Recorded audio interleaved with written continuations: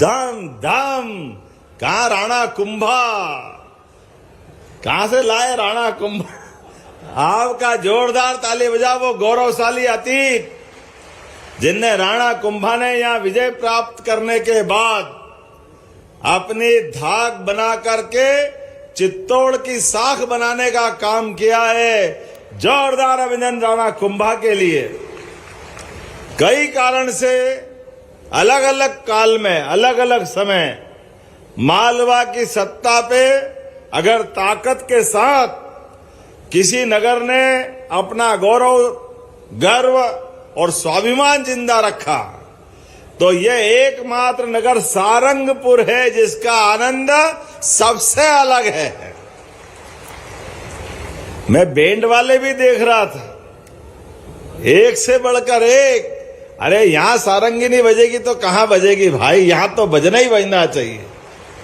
बहन के लिए भी बजेगी। जोरदार अभिनंदन हमारी सभी बहनों के लिए भी।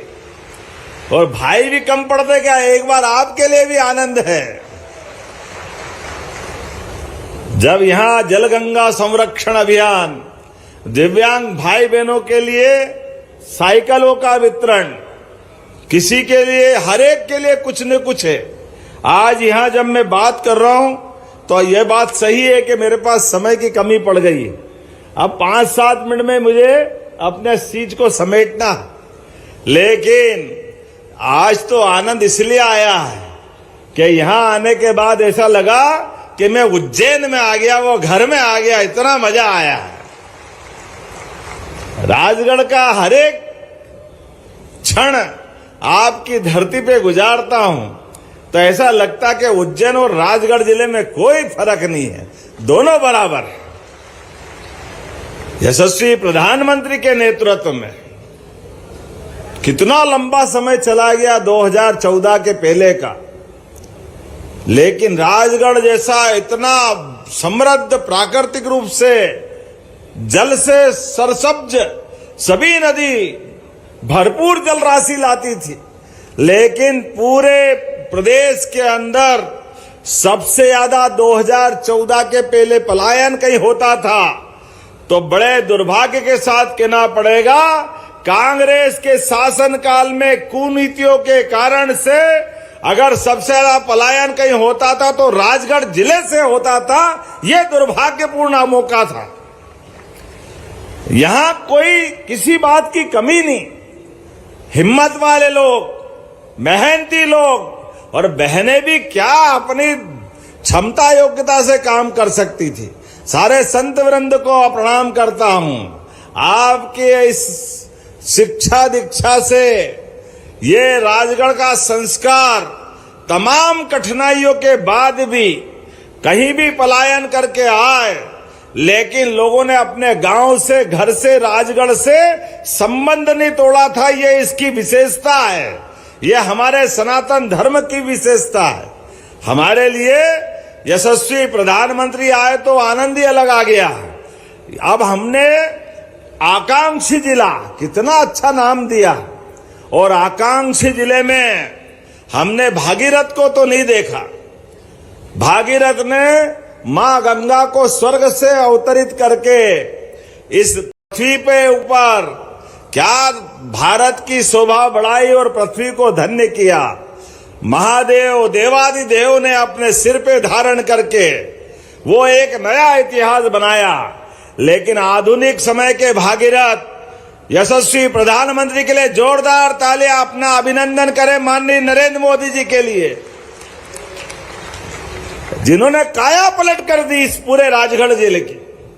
कौन सा डैम आप मांगो और नहीं मिलेगा। और सांसद जी के लिए भी जोरदार अभिनंदन कर दो, माननीय रोडूमल जी नागर जी के लिए। अभी प्याज दिया मेरे को उनने, यहां की खेती के बलबूते पर। कोई प्याज वाला प्याज है, 1.25 किलो का प्याज दिख रहा है मेरे को। के प्याज के फोतरे ही फोतरे थे पहले। काय का आलू ने काय का प्याज। सारंगपुर में रोजी रोटी के लाले पड़ते थे। और आज बदलते दौर में कोई संतरा, कोई मौसम्बी, और क्या स्ट्रॉबेरी, नाम भी बड़ी मुश्किल से निकलता है। सामान्य बेर नहीं मिलता हो जहां मीलों तक सूखा ही सूखा था, लेकिन आज ऊपर हेलीकॉप्टर से मैं देखते हुए आया हूं। मुझे अधिकांश खेतों के अंदर कटी हुई फसल के, गेहूं के, वो सारे के सारे अवशेष दिखाई दे रहे हैं। दोनों हाथ जोड़ के आपको प्रणाम करता हूं, आपकी मेहनत को प्रणाम करता हूं। इसीलिए गेहूं से ही तोल दिया आपने। क्या आनंद आया। 2600 रुपए कुंटल ये यशस्वी प्रधानमंत्री के नेतृत्व में हमारी सरकार दे रही है। अरे किसानों को नहीं देंगे तो किसको देंगे। कांग्रेसियों के पेट में बल पड़ रहा है। 2600 रुपए कुंटल दे रहे हैं। अरे भैया, तुमने 56 में सरकार कांग्रेस की चालू हुई, वो 2002-3 तक जो यहाँ के सांसद रहे वो तो मुख्यमंत्री थे 10 साल तक, लेकिन किसानों के लिए केवल 500 रुपए कुंटल भाव बढ़े। 55 साल में 1956 में 94 रुपए कुंटल गेहूं था, लेकिन 2002-3 तक केवल 600 रुपए कुंटल, 500 रुपए। और ये हमारी सरकार है। हमारी सरकार ये 20 साल में 2000 बढ़ा के 2600 रुपए कुंटल खरीद रही है। ये हमारी सरकार का भाव है। और केवल गेहूं नहीं, आने वाले समय में आज तो आपने गौशाला में भी ले गए पवित्र गौ माता, 33 करोड़ देवी देवता जिसके अंदर वास करते हैं, ऐसे पवित्र गौ माता की गौशाला के लिए हमने तय किया है प्रत्येक गौशाला में गौ माता के लिए 20 रुपया देने वाला अनुदान 40 रुपया दिया जाएगा। 40 रुपया हमारी गौ माता के लिए कमी कैसे हो सकती है। और सभी पंचायतों को भी प्रेरित कर रहे हैं, जनपद पंचायत, पंचायत, जिला पंचायत, नगर निगम, नगर पालिका, आप अगर अपनी गौशाला खोलते हो, सरकार सबको पैसा दे के अनुदान देगी, कोई गौ माता को लावारिस नहीं रहने देंगे। और केवल गौ माता नहीं, आप भी घर में गाय पालो, अपने यहाँ पानी हो गया, बिजली हो गई, अपने सारे आनंद आ रहे हैं। तो घर घर, जिसके घर गाय वो घर घर गोपाल, जिसके घर गाय का कुल वो घर घर गोकुल बनाने के लिए हमारा अभियान चल रहा है। बोले गौ माता की, गोपाल कृष्ण भगवान की।